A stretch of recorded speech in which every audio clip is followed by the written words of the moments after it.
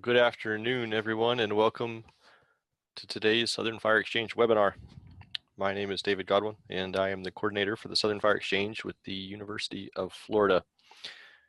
Today, I'm excited to introduce our guests, Jennifer Fawcett and Bobby Clontz from NC State University and the Nature Conservancy. Over the next hour, they'll be talking about the lessons that they have learned from planning and coordinating LearnnBurn events that are designed to connect interested landowners and land managers with the knowledge, skills, and local professionals that they need to know to move forward in getting prescribed fire applied to their own land.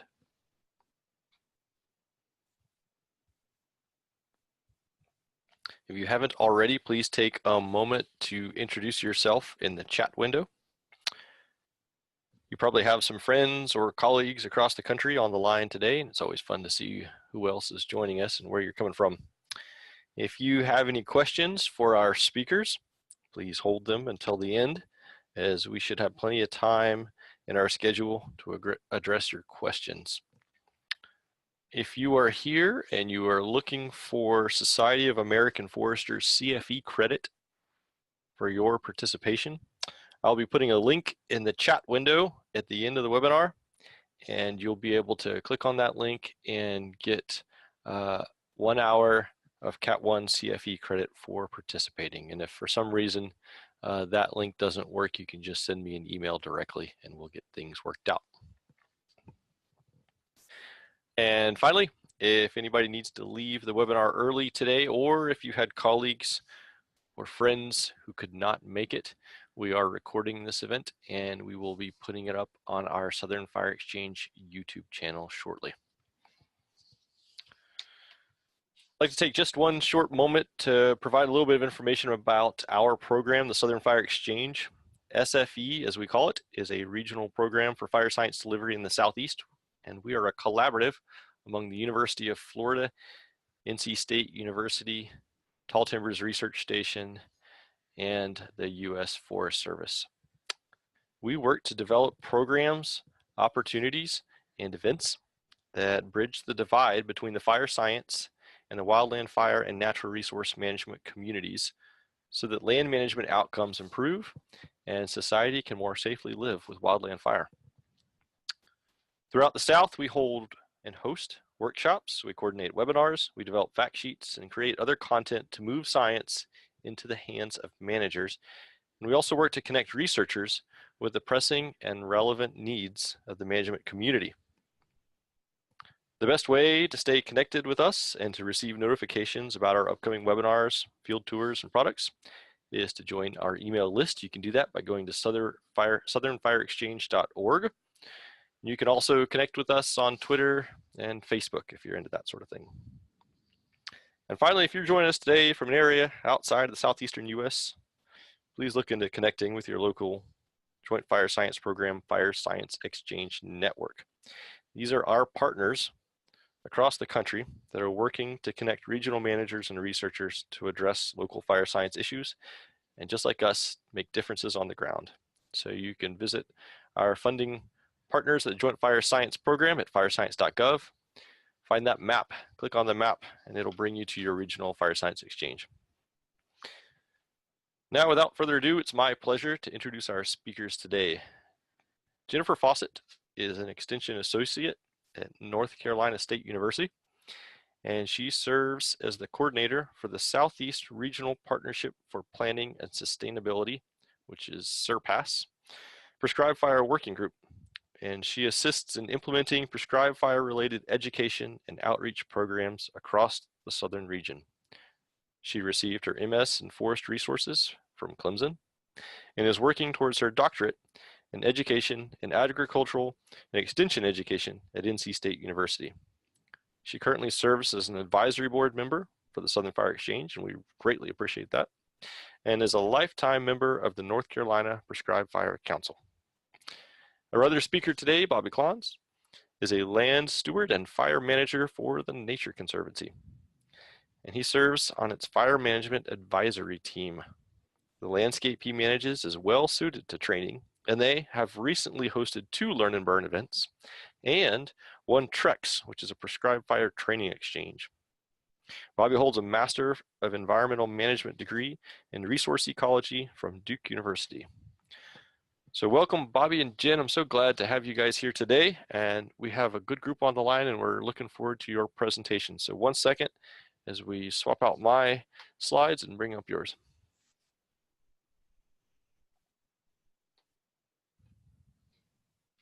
Great, thank you so much.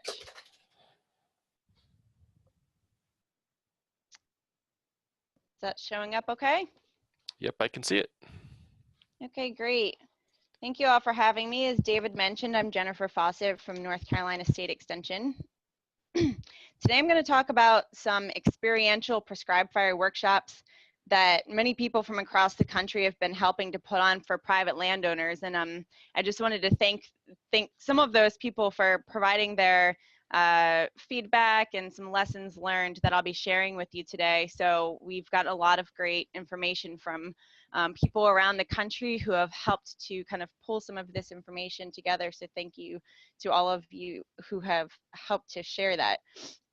We've been calling these events Learn and Burns. They're not really a new concept, but they can be a bit daunting to put on if you've never done one before. So what we did, we conducted surveys and interviews with some of the past workshop partners and the past organizers from around the country to get their lessons learned and some suggestions for future workshops and to develop a set of best practices. And so that's what we wanted to share with you today. And so we also wanted to share some tips on how to put one on in the future. So this webinar will kind of define a step-by-step process of how it comes together. And it's ideal for those of you who are maybe considering putting one on in the future, or for those of you who have put them on in the past. We'd love to get your comments and feedback in the chat box. So feel free throughout to go ahead and add your information there as we go along. And I also just wanted to mention that we're going to try something new today. And so for anyone who's interested in having more of a dialogue and outside of the chat box, we're actually going to open up the phone lines after the webinar is over, so that at 2 o'clock Eastern, when the webinar is officially over, for anyone who's able to join, David's going to actually send out a link to a separate webinar where if anybody is interested in joining, we'll have access, and you'll have phone access, so we can have more of a discussion. And hopefully those of you who have put events on in the past can join as well, so that you can share some of your feedback as well. And then later we'll hear a case study from Bobby Clontz, who's also on the line, about some Learn and Burns that they've conducted in Virginia. So before we get started though, we did just want to learn a little bit about all of you. So David actually has a poll question that he's going to pull up. So David, there we go. And so if you could just go ahead and choose, you can actually select as many choices as needed here. So if you've never even heard of a Learn and Burn and this is your first time, go ahead and choose that first one. Otherwise, select as many as needed, and we'll give everybody a minute here to fill that in. And then David, when you think it's a good time, we can share that information with everyone. All right, it looks like we're still getting some feedback coming in.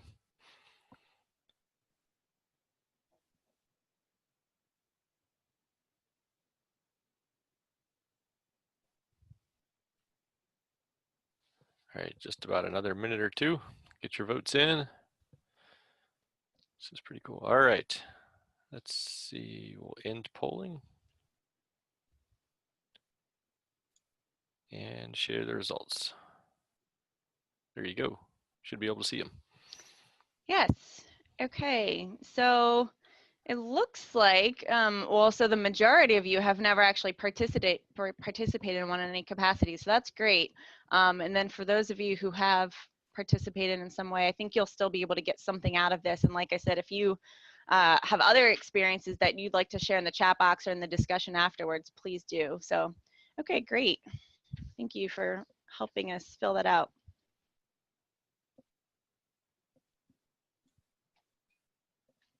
Okay.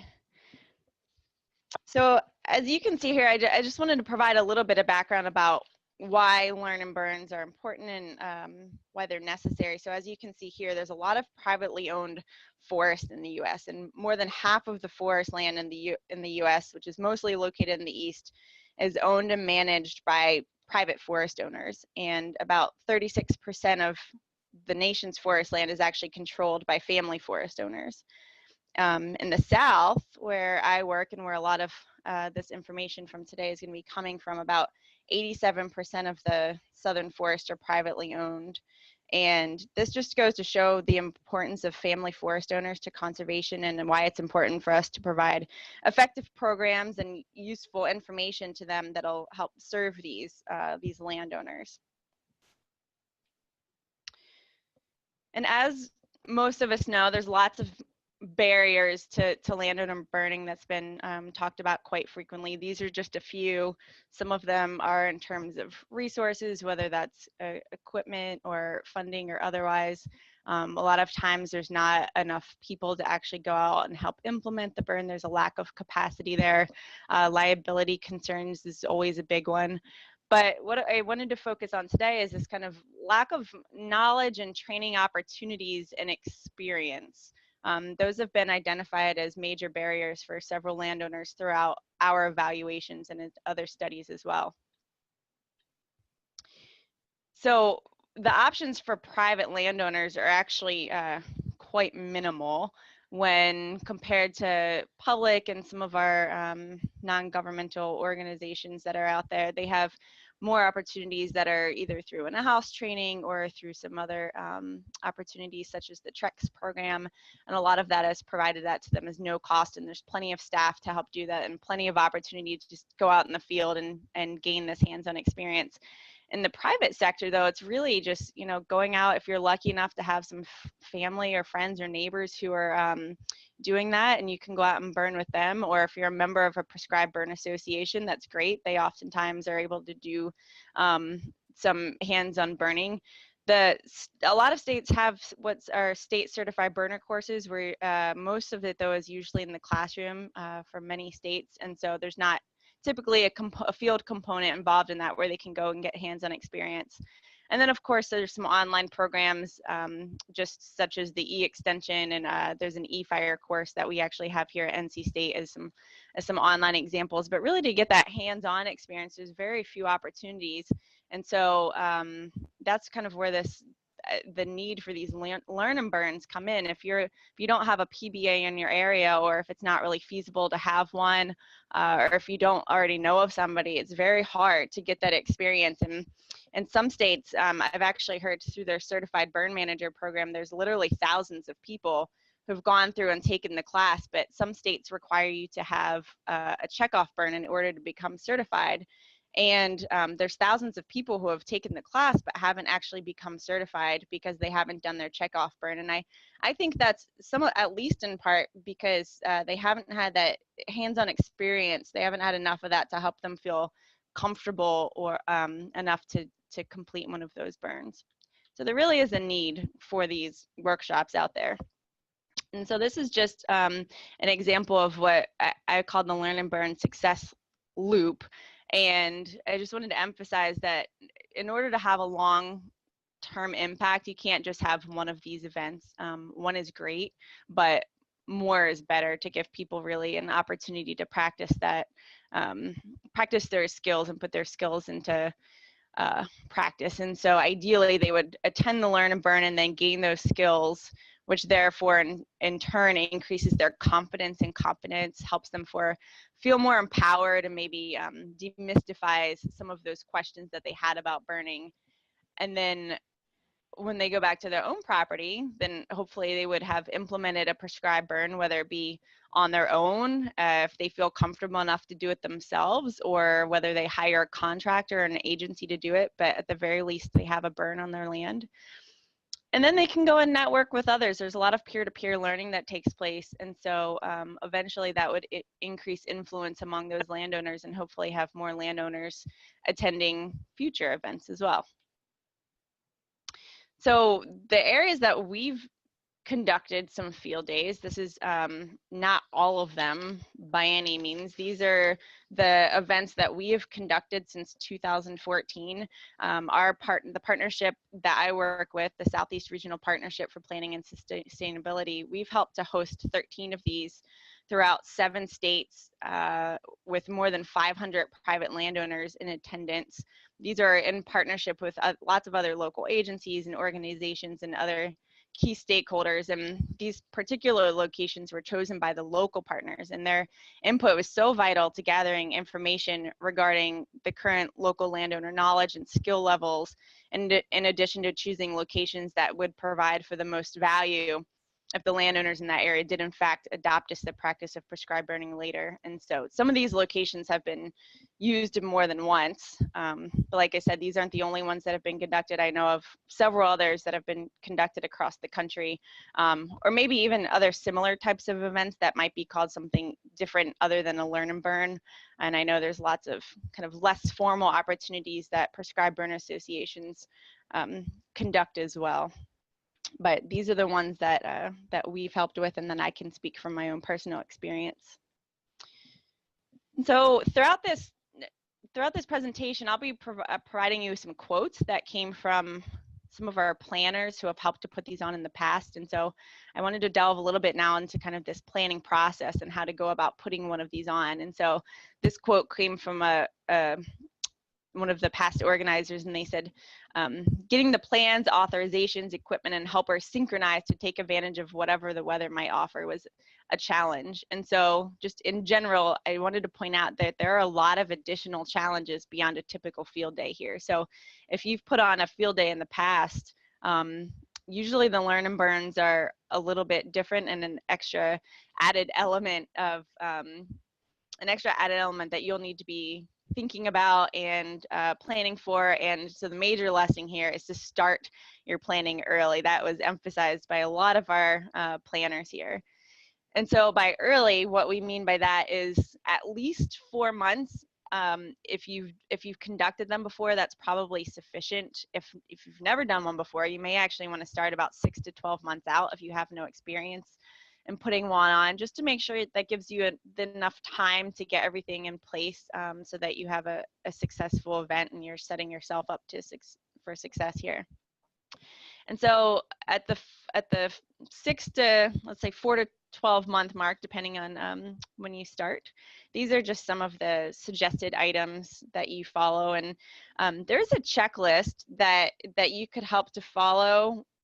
David, if you want to put in the chat box, we actually have 2 things that I wanted to provide to you. One is a toolkit that is based for basic field days. It was not developed for the purposes of a fire field day necessarily, but I think a lot of the elements are actually quite similar, and we're actually working on modifying this to fit learn and burn specifically, and for the checklist. And so we'll provide that on our toolkit website after that checklist is complete.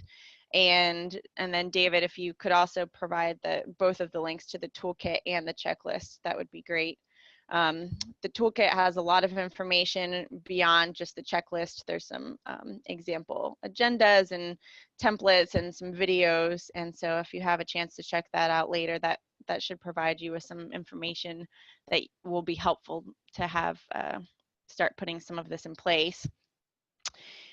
And so at the very beginning, what you first want to do is select a planning team and then start to identify roles within your planning team. There is such a thing as a planning team that is too big. So I would suggest keeping that fairly small and just, choosing a few select folks who have the knowledge and skill set that you need in order to put this on. Of course, you're going to need a lot more help on the actual burn day, as far as presenters and speakers and burn mentors. But as far as just putting the planning on, I would suggest keeping that fairly small. And then you need to identify your goals and target audience, some key partners, and any available resources. So I'll go through these in a little bit more detail here in a minute too. And then you want to select a program format and come up with a short list of possible dates and sites. And then consider who you want on your burn team or any burn leads or mentors, and develop a budget.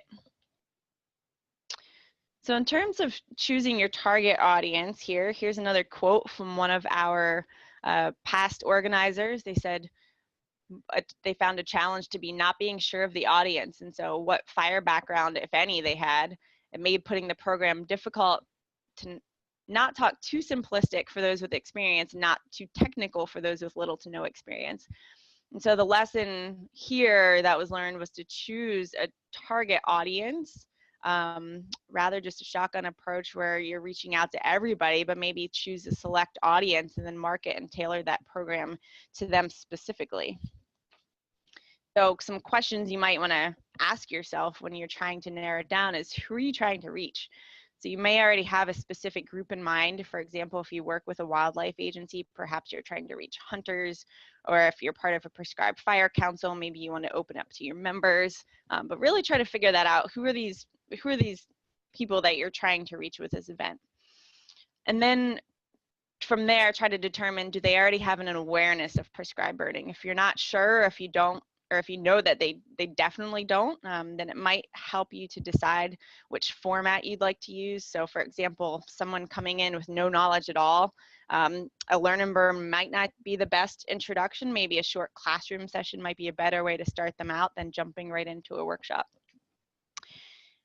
Then you can ask, what level of experience do they have? Are they experts? Are they novice? You know, if they are aware, if they do have an awareness, try to determine if they're in the basic stages or are they experts. And then experts can incorporate that new knowledge into their existing framework that they've already developed, whereas novices will need to kind of develop that framework. And so your format might vary depending on who you think is going to be there. And as our past planners have said, mixing the two can be challenging, but sometimes it is unavoidable, but just know that it might be challenging to try to include everybody in that.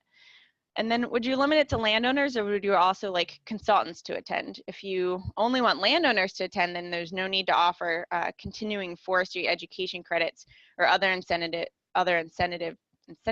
for professionals. Or you could cap the number of professionals who register. But if you do want consultants to come because you have a lack of consultants in your area and you want to increase the number of them who offer burning as a service to their clients or to the landowners, then maybe you should consider offering CFE credits in these cases. Okay, next I want to talk about the key partners to think about including. Partnerships are really, really important in the planning process and also during the event. I can't stress enough how important partnerships are. This spreadsheet is just an example of some of the roles that different groups could take on. I don't ever recommend trying to put one on by yourself for lots of reasons, but in addition to be able to kind of spread out some of the work, partners can also help you identify people to invite, as well as be able to help provide mentors or equipment or land to burn or evaluations or provide funding. So selecting the right partners is really important. People who have time to actually commit to the planning process and who can address each aspect of the workshop is going to be really helpful. So these are, you know, just some of the possible partners. I'm sure there's many more out there that aren't listed here. And I would also think about the people in your local area who maybe some other groups that you're aware of or already have connections with as well. Okay, when thinking about location, one of the challenges that was brought up was locating a property with the right parameters for this type of live fire event. So we recommend to choose sites that have easy access. So keep it within about an hour's drive from where your target audience is located, if at all possible. If you don't have a specific audience, then just choose somewhere that's easy to find, has a good staging area or meeting places. Could even be someone's driveway if it's somebody's home. Most people have GPS these days and they could just plug in an address, but it's always good to provide written directions as well, but just somewhere that's easy to access. This particular photo was taken from an event in Alabama, and as you can see, there's a nice big parking lot, and it was a place that a lot of locals were already familiar with, so it wasn't too hard for them to find. Next, make sure it's a site that has multiple burn units. This one's really important for a lot of reasons. This is a map that was taken from that same Alabama field day this past June. As you can see, there's 9 different possible burn units, which was really helpful because depending on the wind direction, they would have had at least 1 unit to burn somewhere. Now, if you have a site that can burn in any wind direction, then you wouldn't need as many options, and one might just be totally fine depending on the size of the unit. In this particular case in Alabama, they had about 50 people though, so they broke up the group, into 6 teams, and they actually ended up burning 8 of these units, which were each between 100 and 200 acres. So this was a fairly large event. Every event is a little bit different. If you decide to keep everybody in one group rather than split them up into teams, then I'd suggest just to make sure that your burn unit is large enough to give everyone a chance to burn. If you do only have one unit, then the size of the unit will depend on how many people you have and how experienced the participants are. But the events that I've helped with, the burning units have ranged anywhere from 1 acre, I think even smaller in one case, to this Alabama event here where they burn more than 800 acres. So it's really up to your discretion and your needs and your availability at your location. Okay, it's also recommended that you have a site with low complexity burns. This photo is taken from that same event, which was held on private lands. As you can see, the fuels are really low, and you can tell it's burned on a regular basis. For an event like this, you want to set the participants up for success. And so having a burn site that will allow them to do that will be helpful. And then finally, if you could have it on private lands if possible. And the benefit of holding them on private lands are that participants don't have to adhere to any agency standards. It makes it a little bit more real for them. They can connect with other landowners that they can see, well, if they did it, then I can do this on my land. And another example, and I know Bobby's going to talk about this later too, but in some cases when they've been on agency property, the participants were required to do things that they might not normally do back on their own property, such as wear full Nomex. And at the same time, if an agency property is your only option and they require them to do these things, then that's probably still better than not having the training at all. So just a few things to consider. Okay, next, you want to choose a format to fit your needs. There's all sorts of different models out there. The one that the past organizers have said that they actually prefer more than any other is a 1-day class and field combo. But as you can see here, there's lots of different types of options. It just really depends on what your needs are. As far as the length, they could range from just a few hours or a full day event. There have been some multi-day, but the challenge with that is that landowners usually have full-time jobs doing other things, and so it's hard for them to be able to take off for multiple days. So if it is 1 day, it could either be during the week. I know some events have been held on weekends, and sometimes landowners are more able to participate on those days, but the agencies aren't necessarily able to help on the weekends.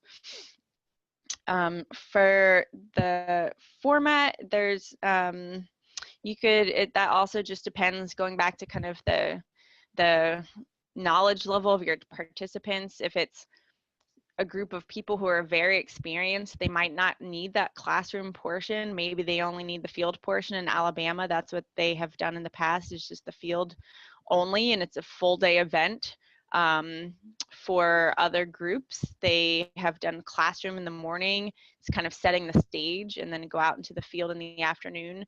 The field portion could be either demonstration burn. Ideally, they would be able to actually participate in the burn themselves. That's kind of the thought behind these workshops, are allowing people to have that that hands-on experience and actually participate in a type of burn. But these are all things that you should be thinking about in that initial 4 to 12 month time period. Okay, then you need to choose the date, and a challenge here being the obvious, the uncertainty of weather and whether we would actually get to burn. And then somebody says sometimes the weather doesn't cooperate and the burn can't happen, but then that becomes a part of the learning experience. So you need to burn within the conditions to meet the objectives of the burn. And there have been cases that I've been a part of where that's happened. The weather didn't cooperate, and like they said, that's part of the learning experience. And so there was a conversation around why we weren't able to burn that day. There's also the opportunity to choose a combination of dates. So the date might be dependent on the location and their availability, but definitely be flexible, have a rain plan and or a plan B. So here, over on the right-hand side, you can see at the Alabama event, they actually chose a selection of dates. So they gave kind of a 1 to 2 week range and said, depending on weather conditions, participants will be given 2 days advance notice. And so whatever the first best weather day, that's when they had the event, and they just asked the participants to be flexible in that. Other ones have a set standing day, but if you do choose a 1-day event with a that's not flexible on the date, I would highly recommend having a plan B though, or a backup date, just in case you can't do the burn portion. And then also consider the burn season in your area. There have been cases where it's been especially important if some of your planning team or your burn mentors are part of an agency. We had an example from a few years ago where we tried to do an event in May, but most of the burn mentors and speakers were actually called out to wildfires, so we had to cancel that event. And also avoid holidays and other local events. You can check with your partners or other extension agents to make sure nothing else is going on in the area that day that you'd be competing with. As far as funding, that's something you'll need to be thinking about. Some people did say there were no expenses associated with the hosting, but as you can see, there were very few people who said that. Most people did have some sort of expense, and so we asked people how their events were funded, and so you can see it's a variety of different ways. In the other category, some other people had said the Renewable Resource Extension Act, or some different NGOs that were local to their area. Some people also charge registration fees to offset some of those costs as well. And then there were a few other examples that people provided from their local areas. Okay, going a little bit further in the 3 to 4 month range, you're getting closer. You want to select the final date and sites for the classroom and the field portion, come up with a draft agenda, and you will want to choose some topics, and so you don't have to have the agenda totally planned out, but in order to get your flyer out and get the save the date, you want to have at least some general topic areas. You want to develop a marketing strategy. What outlets are you going to use? What's the message going to be? Start to develop some of your marketing materials, and then have them reviewed well before the date to begin marketing. As far as trying to market to your target audience, this is an example that was developed to just kind of show how you could target your marketing to a specific audience. So as you can see, it says, prescribed fire is good, now what? So that automatically is going to eliminate people who don't know prescribed fire is good. So your audience, hopefully the people who are coming are at least have an awareness of prescribed burning. Landowners, they don't have to have any experience necessarily, and you could develop this marketing materials to whatever your needs are, but it is something to think about. Words matter, and so if you do have a specific target audience in mind, just make sure that you are marketing to that audience. Okay, next you also want to begin planning the logistics of the field portion. That could include some of your human needs, bathrooms, medical plans, water, snacks, any accommodations for those people with limited mobility, such as a safe place for them to watch the burn from a distance. Also transportation to and from the field site if it's far away. Some sites might require a van or carpool.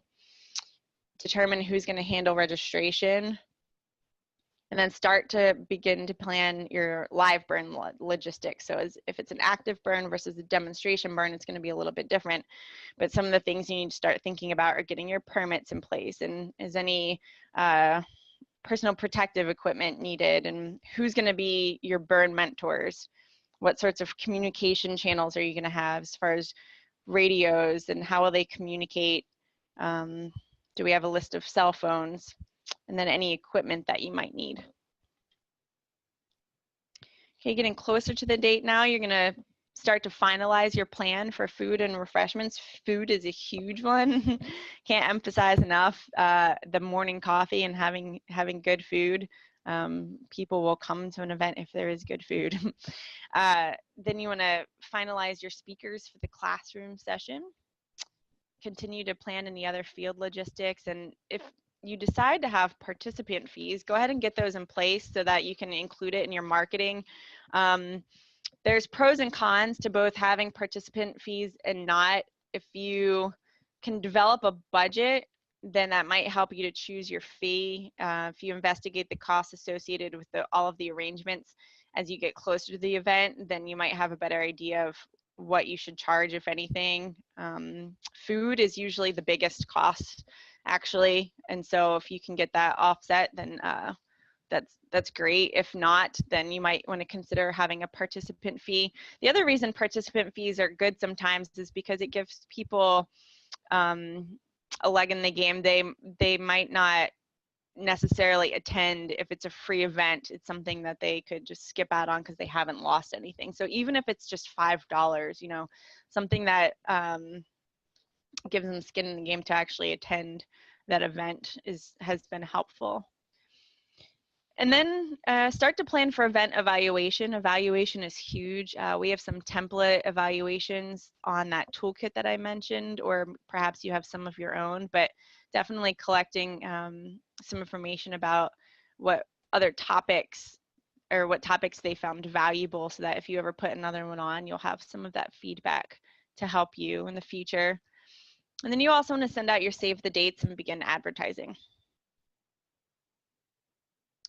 So this is just an example, going back to that Alabama, of some of the LearnnBurn logistics that they had talked about. They had kind of broken it down into the number of ATVs and torches and fuel cans and blowers that they would need, and the number of acres, and who the burn boss and the mentors were going to be for those areas. And so having something like this ahead of time is really helpful, so that way when you get to the day of, you have a better idea of exactly what your needs will be.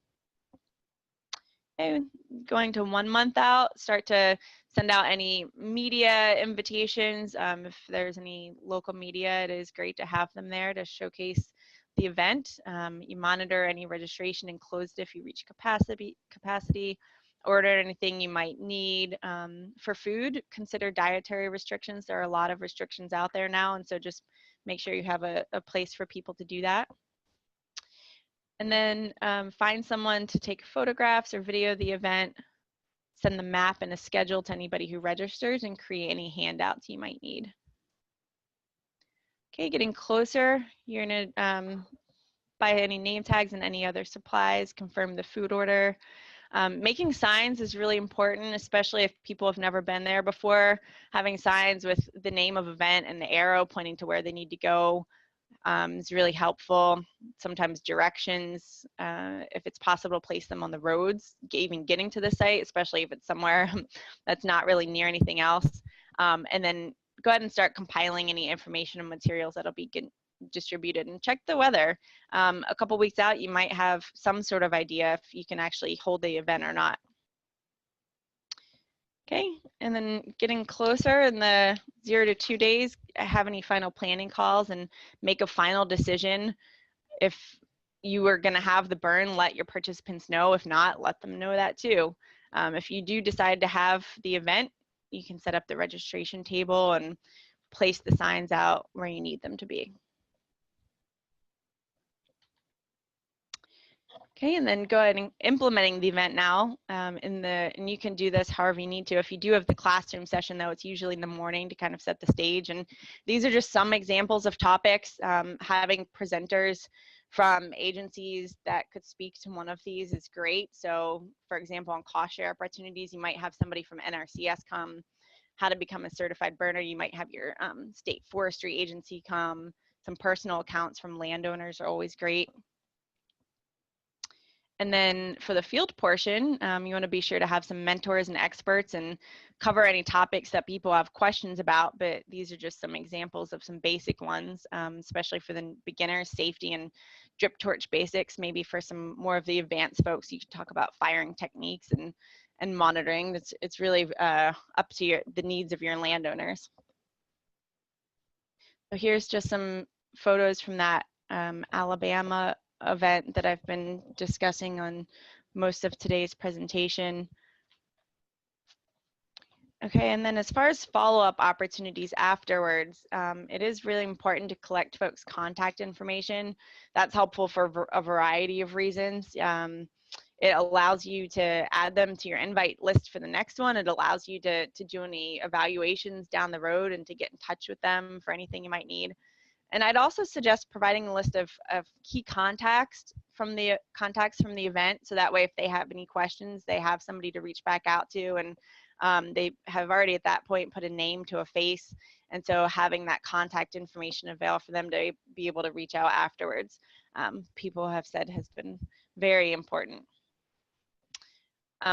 Just going to the evaluations really quickly, it is, like I mentioned, really helpful to have those evaluations. And one of the things that we did is we collected all of the contact information from folks who have attended our workshops. And so we did a survey reaching back out to some of those folks. We had a 33% response rate of some of those past participants. And we asked them questions about, has your land been burned? Yes or no. And so before the workshop, you can see a lot of folks said their land has been burned, but some did say their land had never been burned before. And so after the workshops, the number of people increased whose land has been prescribed burn, which is great, which means people are going back after the workshops and implementing it on their property, which is kind of the end goal here with these workshops, to help people to feel comfortable enough to be able to put it on their own land. Lots of people said that they have increased the acreage of which prescribed fires applied to their land. So not only just putting it on their land, but if they've already been doing it, they've increased that acreage. And then we asked them, would you be interested in participating in another field day? And as you can see, most everybody said yes. And the reasons for that were because it was a hands-on, provide lots of experience, it was interesting, they built their confidence. And then the folks who said no, it was mostly based on age, it was time consuming, they had a job change, couldn't participate. So I just wanted to leave you all with this quote before we pass it on to Bobby. And this was actually from one of his Virginia Learn and Burn participants. But the quote says, "The thing I found most interesting is the burning techniques, the importance of burning, and the teaching I received from the instructions on how to maintain safe burning. Those things are going to lead me when it's time to burn my land." So with that, Bobby, I'm going to pass it over to you, and I will mute myself here. Okay, thank you, Jen, and thanks for the rest of you for joining us this afternoon. As a reminder, I'm Bobby Clontz, and I'm a fire manager with the Nature Conservancy. After conducting 2 Learn and Burn events, I'd like to share some of our most important findings. And as you'll see, there's some overlap with some things that Jen has already covered. I'll also add that each time we hold these events, we learn new things, so they're useful to us as well as to the students. So a couple of bullet points I want to hit on. First one is adjusting your burn unit selection to the level of student experience. Recognize that throughout a person's fire education, students need different levels of training and experience. This begins with a basic education about prescribed fire, followed by introducing some basic fire skills, then building confidence and proficiency with those skills, and finally progressing to advanced skills and helping them address any challenges that they might encounter during a burn. You're unlikely to be able to tackle all of these during a single Learn and Burn type training event. Our Learn and Burns have typically involved a one-day event, a morning classroom training, followed by some field-based activities, such as use of tools, hand tools, and fire line preparation. And then finally, later in the day, we move towards actually implementing a burn and giving people hands-on experience. The basic education, fire skills, and building confidence are reasonable goals for an introductory training, while as you progress further down that ramp, building proficiencies and the advanced skills and challenges may be more suitable for a second level of training or students that have more experience. It's important, especially with these introductory learn and burns, to organize your first training burns with the goal of building students' confidence. Simple burn units with low fuel loading or low complexity under moderate conditions help achieve this. Selecting maybe an inappropriate unit that results in more intense fire behavior can tip the scales towards fear and apprehension versus building confidence with your students. To accomplish that second phase of a learn and burn for the more advanced students, there are different ways to do that, and it may include multi-day events, where smaller groups of students may be integrated as crew members into operational burns. This shifts their learning to more operational engagement and some independent decision making on their part, and gives them an opportunity to experience fire on a larger scale and under a wider variety of fuel conditions. You can maybe think about that as a learn and burn 201. The second item I want to touch base on is having a high ratio of mentors or instructors to students. We didn't really, some of this came as a surprise to us. There are obvious benefits to a high ratio for safety, for example, and one-to-one instruction. But in reviewing our learn and burn events, one comment that came up a couple of times is that very, very small groups, so when we got out to the field, typically one mentor paired with 2 students, for example, increased engagement from the quieter students who may not have spoken up when they're in larger groups or even in the classroom setting. So even when group sizes were slightly larger, 3 to 4 to 5 people, those quieter students may stay silent. But if you only have a small group of 3 people, it's likely that everyone there, all the people, will be engaged in the dialogue. So that was, as I said, kind of an unexpected finding, but the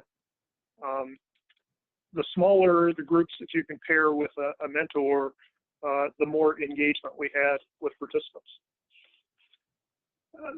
Third bullet is preparing multiple burn areas to allow for some flexibility on the day of the course based on wind or even fuels and weather conditions. This is kind of a type of contingency planning. Your planning and prep should include options for the burn units on both ends of the spectrum, so wet or dry. So for example, where we had planned our primary burn unit, which was a forested area with some shade, we also prepped a grass unit that was in full sun and under wetter conditions, where the forest unit may not have dried out enough to burn. That grassland unit could dry out really in a very short period of time, and we still had a unit available to use that day.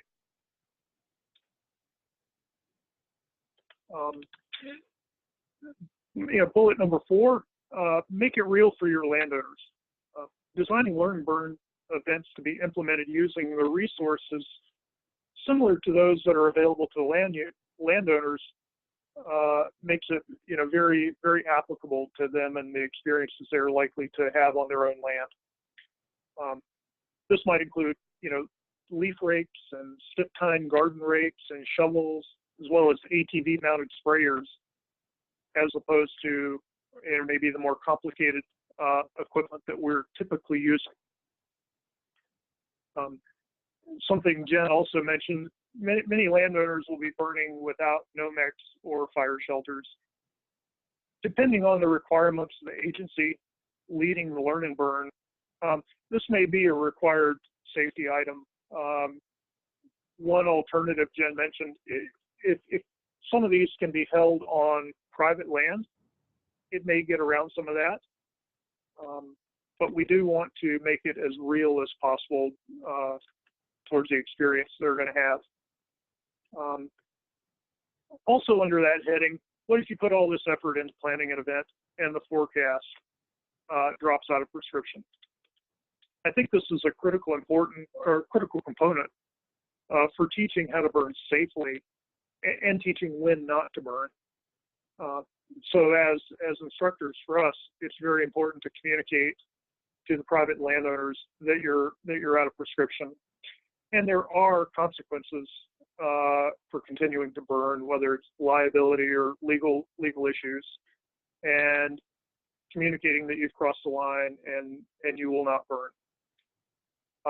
Aside from the legal issues, if you have really dry conditions, for example, you have to ask, are you really meeting the objectives of that Learn and Burn?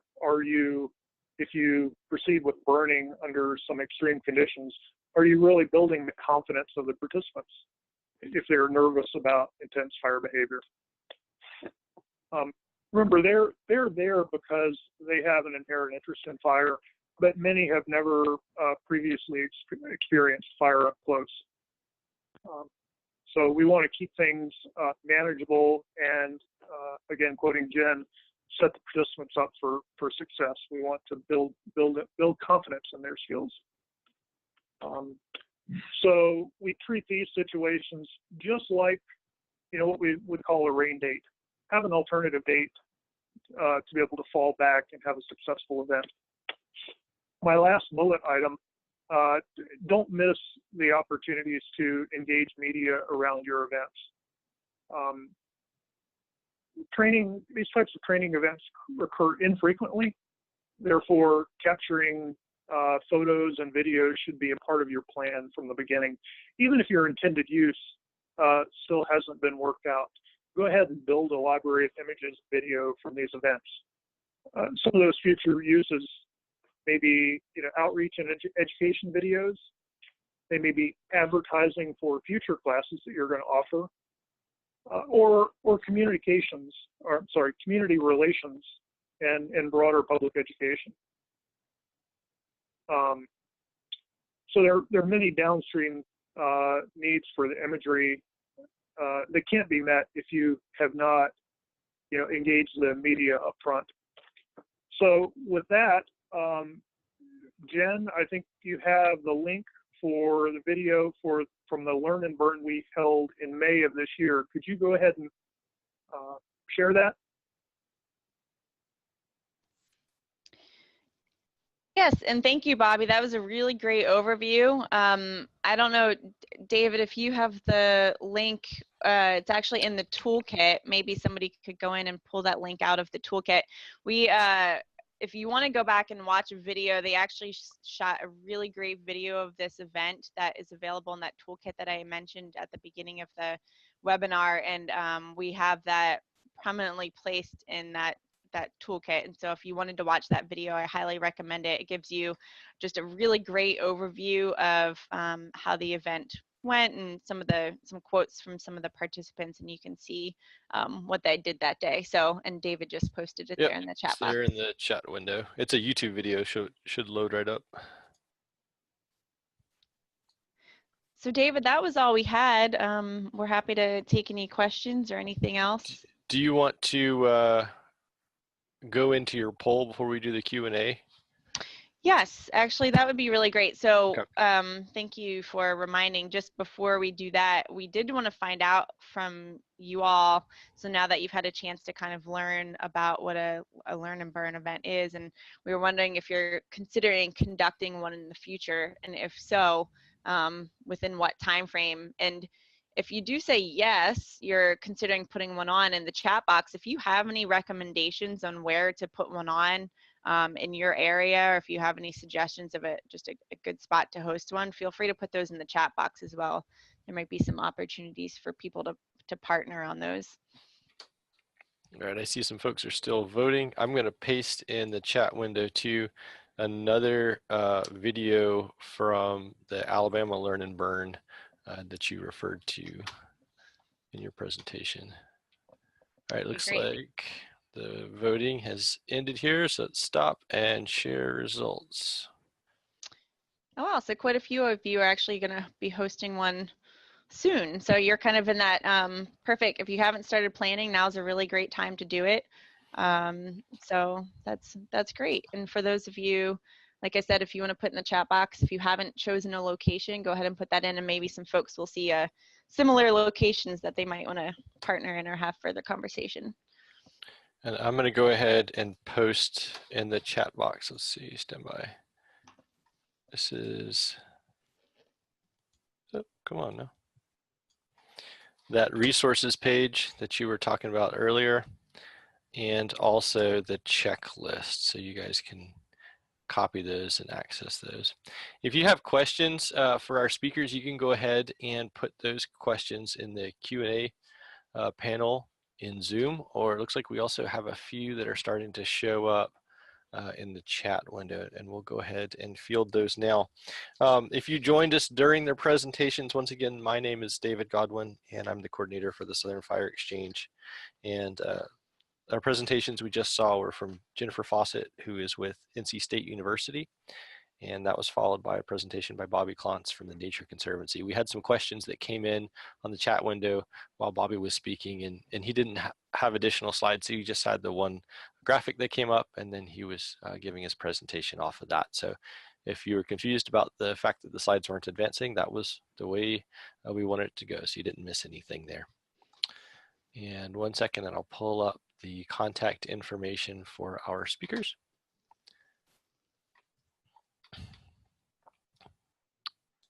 Let's see, share. Where's that? And there you go. You should be able to see their email addresses. So let's go to the Q&A. Okay, there's the one that came in, was talking about Bobby's slides, and we already addressed that, and we'll go back into the chat window here and see what kind of questions we had. It looks like the Sandhills PBA and the North Carolina PFC are in the early stages of planning a Learn and Burn in the Sandhills area, probably in the spring. And we had another one, the Forest Stewards Guild is partnering with the University of the South Berea College and Tennessee Wildlife Federation, and they'll be hosting a Learn and Burn at Swanee in Tennessee. And one at Berea in Kentucky at the University Demonstration Forest. So that's pretty cool. We've got several coming up. Do you guys want to talk about liability? We had a question that came in from James. Could you talk about that a little bit? Sure, I can start, and then Bobby, if you have anything to add, please feel free to jump in. We, at several of our events, we actually, on that toolkit site, have a liability waiver that we have participants fill out before they even start that day. That's more in terms of just safety for the event, not so liability of the burn itself. We do require, or we have required, at least on the events that I've helped in, that a certified burn manager be the one to actually be in charge of that burn. So therefore the liability as far as the burn itself has fallen under that, but there haven't been any incidents in any of the events that I've ever been a part of. I don't know, Bobby, if you have anything to add to that. I do not. I think what you brought up was an important part, depending on the state, the jurisdiction you're operating in. Yeah, you have to go through the usual processes of having a certified burn manager, applying for whatever permits are needed for the actual burn. And then depending on where you're at, there may be different folks have different liability waivers. I think the one that Jen has and has been working on is a great starting point that most people will be able to use.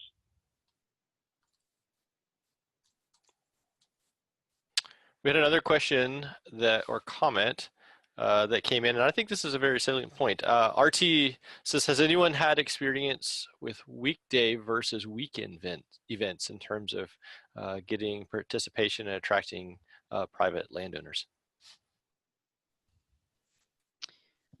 We have tried both, and this is going outside of just these learn and burn events, but field days in general at Extension. And it honestly, it could go either way. I do know that weekend events, and John Stivers is on the line, I see, and can attest to this, that one of the weekend events that they ended up trying in Alabama did not work out so well, because I know some of the staff had a little bit of trouble attending, who are the ones who are going to be the burn mentors. But as far as the landowners themselves, you know, research has shown both. There are certain days of the week that you want to avoid, like usually Mondays are not the best day to host an event, but I'm sure people kind of have varied responses to that question.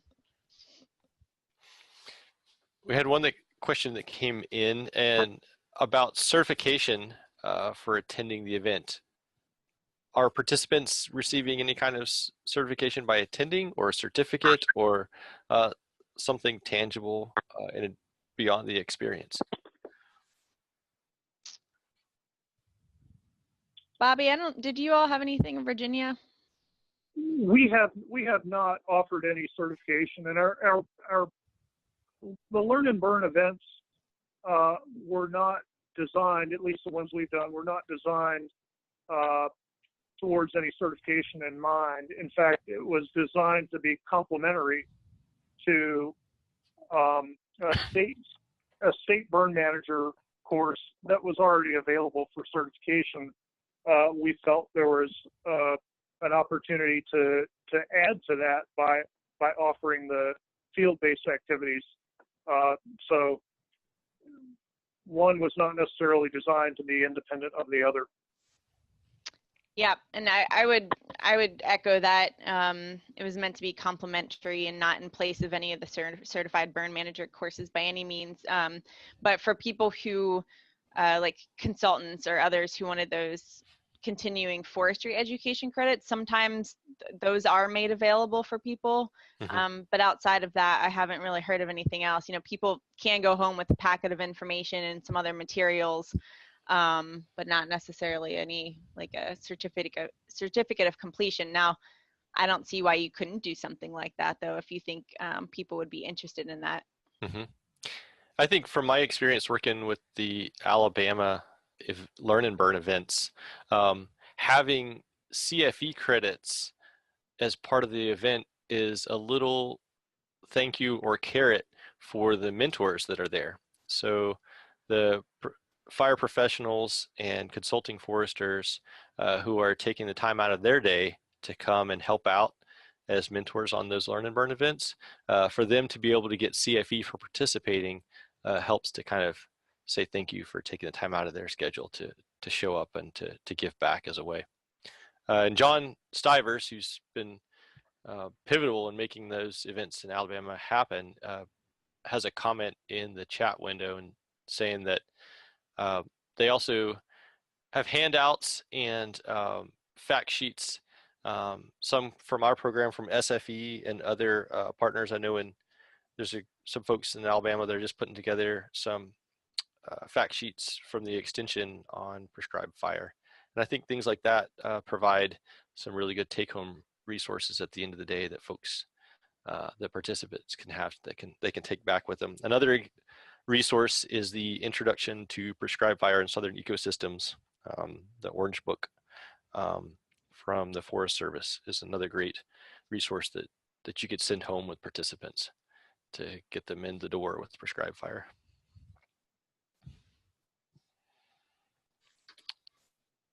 We have a question that came in from a participant. It says, what list do you use to identify potential landowners? So how do you target the folks that you want to get to these kinds of events? They provide a suggestion or example here, CRP lists or forest landowners or something like that. So how do you reach out to the folks that you want to come to these events? Yeah, that's a really great question. I think a lot of it is who your partners are too, because they could help you to send out a lot of those invites. In the past, Cooperative Extension has been a really great resource because they know the landowners quite well already, and they're a trusted resource. And so they already probably have people in mind who they think might be a good person to attend this type of event. You could also reach out to what we've done with in some states is actually connect up with your state forestry agency, and so they could reach out to those people who have gone through the certified burner course, and that's in that area. And then if they haven't actually become a certified burner yet, provide them with the invite so that, you know, if you could narrow it down to those few counties, if they have that type of information, you could choose the few selected counties around where the event's going to be, and then reach out to people who have gone through that certified burner course. I know we've also had NRCS. They're not allowed to share their landowner lists, but if you send them the information, in the past, we've had success with them being able to send out the invite on their end to the landowners who have either equip or other types of programs that require burning. Yeah, there's a lot of different avenues. I would say just rely on your partners for that. There's a lot of variety of groups out there that can be invited for sure. It just depends on who you want your audience to be. That's where I would put your focus. Mm-hmm. Two of the things I made notes of while I was listening to your presentation, if you were considering having a pre-registration or an online registration, we've had good success with just a free account with Eventbrite. And the Eventbrite website allows you to set up online credit card workshop or LearnnBurn type registration. So if you want to charge a small fee for people to participate, Eventbrite makes that really easy to handle online credit card transactions. And one other thing I'll add, and I don't know if this was from John Stivers with the Alabama LearnnBurn events, but they have, for both of the events that I participated, they've had name tags, which I'm a huge believer in name tags. I think it just makes those interactions with large groups so much easier. And this past year, they transitioned to using name tags made out of duct tape. And so the check-in counter, they just had a big old roll of colored duct tape and a fat Sharpie marker. And everybody wrote their name on that and slapped it on their shirt. But the nice thing about duct tape was that, you know, we were burning in June and it's hot and everybody's sweaty, but that duct tape stayed stuck to your shirt throughout the course of the day. And that may be a small thing, but I thought it was a brilliant idea. So props to John and the Alabama PFC crew for coming up with that one. All right, well, we are over the top of the hour here. I would like to thank Jennifer and Bobby for joining us today. If you would like to apply for SAF CFE credit for participating, you can visit the link that I put in the chat box earlier, or you can type in the link that you'll see on your screen right there. If you have any problems accessing those links or getting that to work, you can just send me an email at d.godwin@southernfireexchange.org, and we'll get those things figured out. And I would like to thank Jennifer and Bobby so much. I enjoyed the presentations today. I'm glad you guys were able to join us online. If you have questions for them, you can email them directly. Their email addresses are on the screen.